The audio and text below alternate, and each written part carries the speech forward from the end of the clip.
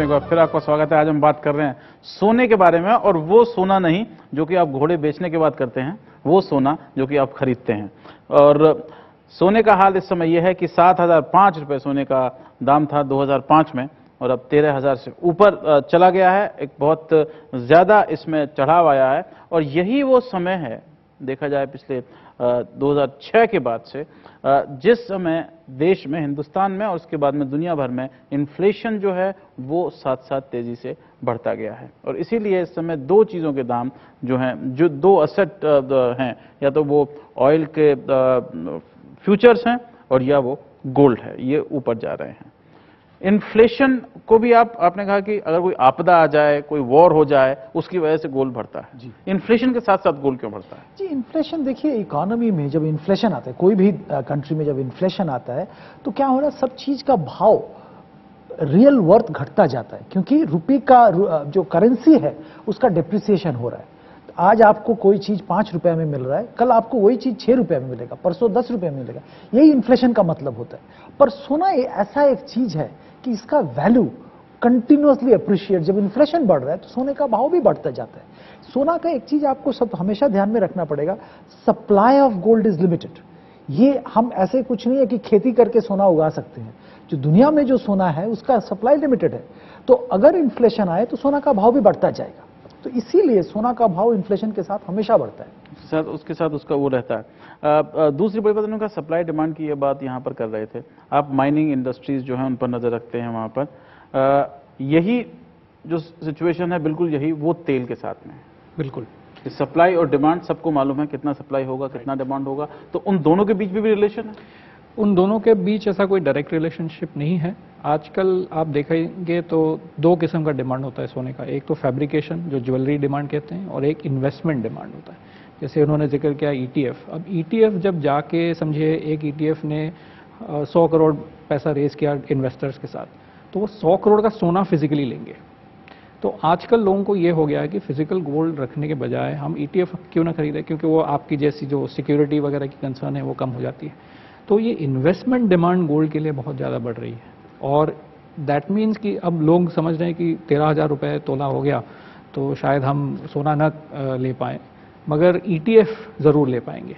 तो वो डिमांड बढ़ने से डायरेक्टली ज्वेलरी डिमांड तो इतनी बढ़ नहीं रही है, मगर इन्वेस्टमेंट डिमांड बढ़ रही है।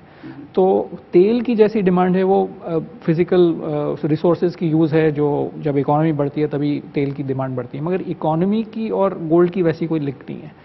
This is only for investment. बिल्कुल। एक बात और इस पर भी हम चर्चा करेंगे, और वो है कि क्या हमारे जो कानून हैं आयात करने के गोल्ड के, वो ठीक हैं, और क्या हम उसमें तब्दीली की जरूरत है। लेकिन उससे पहले एक सवाल यहाँ पे करना चाहते हैं, बताइए। नमस्ते, मैं हूँ शहबाज अली, और मुझे आपसे ये पूछना है कि ऐसे कौन से फैक्टर्स हैं जो गोल्ड के प्राइस में इफेक्ट करते हैं। जैसे सप्लाई और डिमांड है दोनों। जैसे 1999 में सबसे ज़्यादा एक बड़ा गोल्ड का फाइंड हुआ था साउथ अफ्रीका में। उसके बाद में 2005 के बाद जो 3 साल हैं, उसमें ऐसा कोई ईयर ऐसा गया नहीं है जहाँ पे काफ़ी बड़ा कोई फाइंड हो। और जैसे पीक ऑयल की बात करते हैं कि अभी शायद ऐसी बड़ी बड़ी तेल की खानें भी नहीं होंगी, वैसा सोने के बारे में भी कहते हैं कि शायद अब इतना सोना पूरी दुनिया में नहीं रहा, तो अगर उसकी स्कैरसिटी वैल्यू बढ़ती है तो भी उसकी प्राइस बढ़ जाएगी। तो ये सप्लाई साइड हुआ। डिमांड साइड जैसे मैंने कहा, ज्वेलरी का डिमांड है, और दूसरा तो इन्वेस्टमेंट का डिमांड है। तो अगर वो दोनों एक दूसरे के ऑपोजिट बढ़ते हैं तो प्राइस आपके ऊपर ही जाएंगे। सन 2000 में 4,629 रुपये का आया करता था गोल्ड, एक 10 ग्राम का जो होता है। अब वो 3 गुने से भी, 300% से भी ज़्यादा आपको रिटर्न उस पर मिला है, जो कि बहुत कम, अगर हम स्टॉक्स को देखें या बाकी इन्वेस्टमेंट देखें। अब आपका जो पीपीएफ का रेट है वो तब से वही चला आ रहा है। 1% की उसमें वृद्धि हुई है। 7.5 हुआ करता था, 8.5, और वो भी बहुत झगड़े के बाद में वो किया गया है। आप बताइए सर। हेलो सर, मेरा नाम कल्पेश जैन है। जैसे आप बोल रहे थे कि अगर गोल्ड म्यूचुअल फंड ले तो हम वेल्थ टैक्स और दूसरे टैक्स बचा सकते हैं, बट गोल्ड म्यूचुअल फंड में एक चीज़ होती है जैसे कि अमोर्टाइजेशन या फिर असेट मैनेजमेंट चार्ज।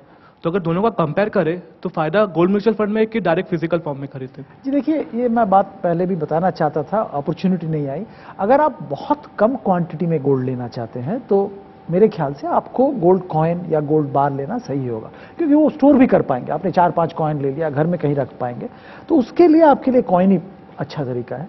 अगर आप ज़्यादा रकम गोल्ड में निवेश करना चाहते हैं तो वो स्टोरिंग बहुत प्रॉब्लम हो जाता है, वो इंश्योरेंस करना पड़ता है, बहुत सारे प्रॉब्लम होते हैं, तो तब आपको गोल्ड ETF में निवेश करना चाहिए। नहीं, बट जब गोल्ड म्यूचुअल फंड में इन्वेस्ट करते हैं तो हर साल कुछ ना कुछ पे करना पड़ता है, asset management, but physical form में वो चीज़ नहीं होती है। नहीं जी, सही बात है, इसीलिए मैं बता रहा हूँ ना, अगर आप बहुत कम सोने में निवेश करते हैं जो कि आप फिजिकली रख पाएंगे कंफर्टेबली, तो आपको फिजिकल फॉर्म में ही गोल्ड कॉइन या बार लेना चाहिए, ज्वेलरी मत लीजिए, उसमें मेकिंग चार्ज होता है। अगर आप ज्यादा रकम निवेश करना चाहते हैं जो कि आपको मैनेज करना फिजिकली मुश्किल हो जाएगा, तो आप गोल्ड ETF लीजिए। दूसरी बात अगर देखा जाए तो प्राइसिंग के ऊपर क्या कुछ असर पड़ेगा अगर हमारे जो इंपोर्ट लॉज हैं उनमें कुछ परिवर्तन आए, क्योंकि आज से 20 साल पहले अमिताभ बच्चन जो है वो गोल्ड लेके आया करते थे दुबई में धाव में रख करके, फिल्में बना करती थी उसके ऊपर। अब वैसा नहीं होता है क्योंकि लॉज चेंज हो गए, ड्यूटीज हट गई, तो लोग अपना ला सकते हैं, गोल्ड ले जा सकते हैं, और गोल्ड का जो दाम है हिंदुस्तान में वो ग्लोबल दाम से डिसाइड हो रहा है।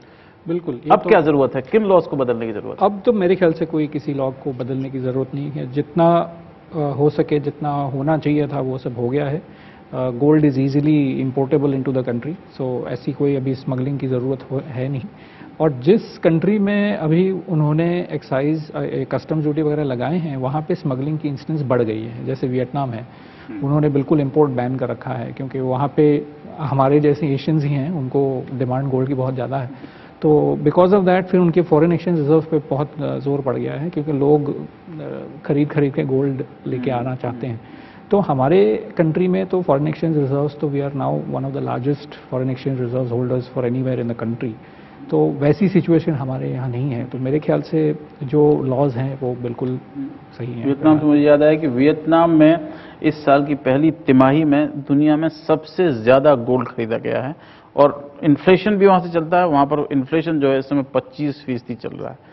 तो वो चीज़ें आपने बताया कि वो उसको गोल्ड के दाम को बढ़ा रही हैं, और इसलिए लोग और ज़्यादा गोल्ड खरीद रहे हैं, और दुनिया में सबसे ज़्यादा गोल्ड जो है तिमाही में पिछली में वो वियतनाम में खरीदा गया है। बताइए।